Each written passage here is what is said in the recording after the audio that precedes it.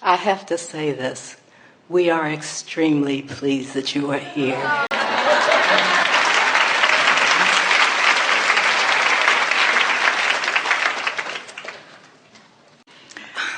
We're glad you're glad.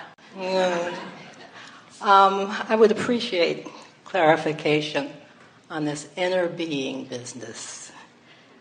Until last week, I thought I understood it. And then I was watching a 2005 DVD of you trying to help a young man come into alignment about going to a family reunion. You assumed the role of his inner being to suggest how it would view the reunion. And you said, speaking from the standpoint of your inner being, I am, and we're speaking singularly, even though your inner being is a collective consciousness with many others, a whole host of energy that's accompanying you when you're tuned in, tapped in, turned on, and I said, say what? Inner being is singular, and I've always just assumed that the inner being I'm trying to get in touch with, to at least have a nodding acquaintance with, was a singular entity. And now I find out I'm dealing with a committee? A committee so aligned by law of attraction that your perception of them is as if they are singular. Say that again. You have to pay attention here. I am. A committee, good word, so aligned, unified, because of law of attraction, that from your physical standpoint you perceive them as singular. It's the same problem you have with that which you call God, as if there is one entity or consciousness that could be all that you want that to be. Think in terms of this stream of consciousness, and it's tricky because when you see yourselves in your physical bodies, you see yourselves in individual clumps sitting on individual chairs, and so you want everything that you perceive to be digested through that same format. And we want you to understand that you are a stream of consciousness that is expressing itself in this physical body. In the beginning, when Esther heard us, at first she assumed that we were singular. That's why our beginning words to her, she translated as, I am Abraham. Over time, she began to feel the breadth and depth of that which we are had to do with the breadth and depth of the question that was being asked. So she could feel that sometimes there was just stronger energy, more attention, so to speak. So for a while then, she just thought we were some dead guy who was smart. And over time, she began to understand that we are infinite intelligence, which means we are as broad or as deep or as wise or as specific or as general as her, in that case, or Jerry's ability to call us forward. We appreciated your words to us that you are extremely pleased that we are here. And we wanted to play with you a little bit and say, wait a minute,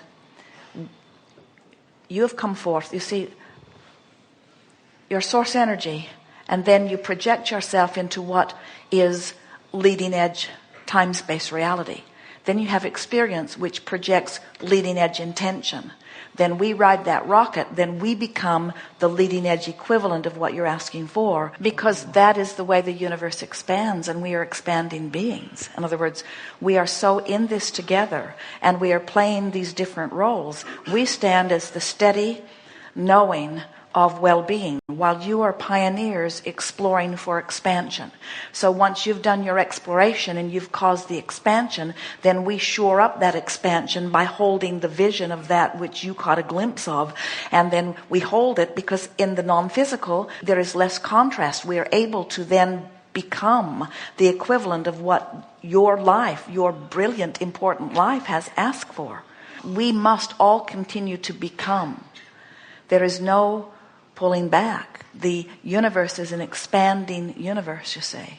In other words, have you ever had an experience where you have been in an environment, in a space, or even in an idea, or in a job where it was just same? You get so itchy for expansion. Life just insists on a new idea. And once a new idea is hatched, then life insists on the new experience that matches the new idea. All things are this way, you see. I am having a ball. And I haven't heard anybody on any of the recordings that I've heard, which hasn't been for very long, talk about humor. And I would like to chew with you about laughter and how laughter is, in my perspective, seems very similar to crying. And is that a shift? I heard you explain crying. I thought it was excellent. Why we cry when we're sad or when we're with joy. It's a jump up the scale where we release resistance. Well, they are exactly the same in this sense. Now, let's talk about the emotional scale. Love and appreciation and joy, frustration and overwhelmment, anger, fear, depression. Right. And up here in the good feeling emotions is your perception of freedom. Down here in the rotten feeling emotions is your perception of lack of freedom. Now, it's only a perception because you're always free. But when you feel not free, that's when the worst feeling emotions are present within you. So the way that crying and laughing are similar is that in both cases, it is a releasing of resistance and a moving downstream. So sometimes crying is being in a desperate place, and just crying releases some resistance and moves you in the direction of downstream. Laughing almost always moves you, in other words, when you're really feeling humor, it's always a downstream from where you are. Because you're changing your perspective. And so it's kind of the same process, correct? Because you can cry to the point where you laugh, and you can laugh to the point where you cry. They're almost the same, it's a similar physiological. Well, let's just start with the idea that in either case, it's a releasing of resistance. So now let's talk about humor. So let's talk about someone trying to cheer you up, and you're not having any of it. And they think they're really, really funny, but they're not funny to you. I've been on the other side of that, so. But. Well, that's really why we're telling you this.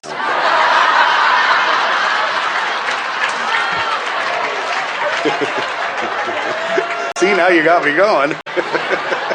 Now that's funny. Because if you're not in the vibrational vicinity, Jerry and Esther have been laughing about this a lot.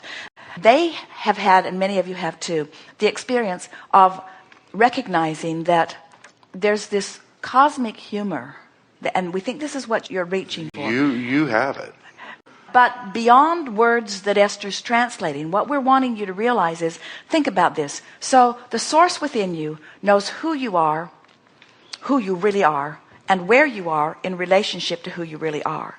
And is setting up circumstances and events to accommodate you in becoming that which you've asked for. Mm-hmm. So it's like we've seen the end to all of the movies. Now imagine being in a position where you not only know who you are in your physical form and what you want, but knows everybody else in relationship to it, and understands law of attraction, and understands that when you get yourself in a particular wavelength, the inevitable unfolding that's going to take place. And much of the humor that you feel, when you really feel it exploding within you, is because, and you said it earlier, you were right on it, in a sort of sudden one fell swoop, you managed to move, bang, into alignment with that broader view, and you got the cosmic joke, the so absurdity. to speak. You were able to suddenly begin to see it from that broader viewpoint, which made all of that other stuff that was going on, as you said, wisely and accurately and cleverly, irrelevant. Did I say that? So why did the chicken cross the road? Now let's talk about humor. No, seriously. Wouldn't you? Well, we'll tell you in a minute, or we suspect you'll tell us. But before we go there, let's consider this, and then let's see where we actually go together. All right. So the primary basis or tenet, the most important part of humor is the surprise factor.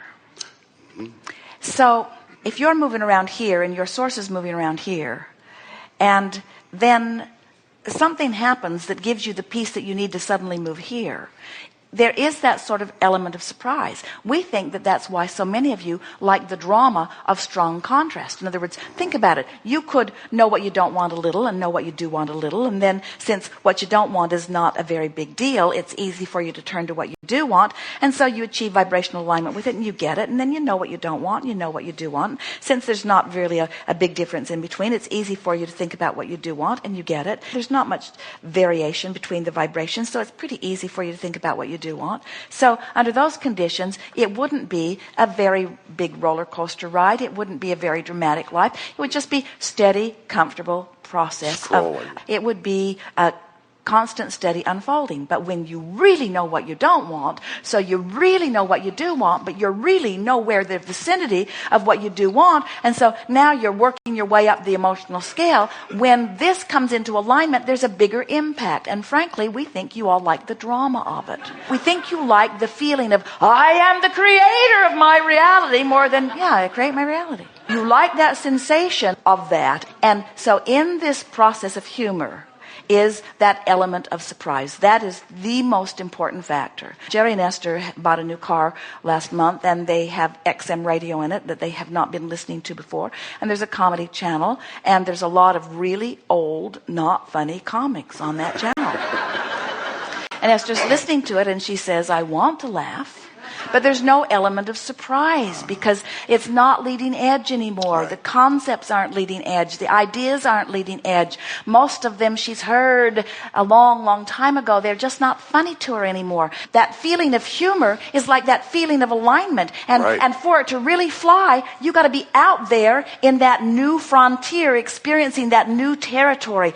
That's why you want expansion. That's where the life is. That's where the sensation and zest of life is, you see. We really want to amplify that it matters not at all where you put your boat in the stream. You are where you are, and the stream's moving. And we would say there's as much benefit in the release of crying as there is in the other. In other words, we want you to no longer compare in a sort of standard way that it's so much better to feel these emotions than these emotions. We want you to say, it's good that I feel emotions and that I know what they mean. And I'm always reaching for the emotion of relief. That's what you're reaching for. The emotion of relief, because that means I'm moving in the direction of. It's nice when those manifestations begin to come, but just moving in the direction of them is nice too. And when you really think about it, you're always going to be moving in the direction of things that are to come, because you never stop launching more creations. The whole reason for existence is for the joy of life, not for the manifestation of things. You're not on this journey to get it done. There aren't things that have been assigned to you that you need to get done and that you will be disappointed if you don't get done. The whole thing exists for the pleasure of creation while you're within it. And that's why it is humorous to us, and don't take it the wrong way. It is humorous to us that you are killing one another as you argue over whose way of life is the right way, when there is not one right way of life. There's just life, and you all get to choose the way. No one else can threaten your way of life. You're worried about the terrorists, and you're worried about bombs, and you're worried about anthrax, and you're worried about things asserting themselves into your experience. And meanwhile, as you stew about all of those things, you give yourself warts on your eyes, and you give yourselves diseases. In other words, you are the ones that are destroying your experience by worrying about what everybody else is doing, over which you have no control and have no business having your nose in their business, you see.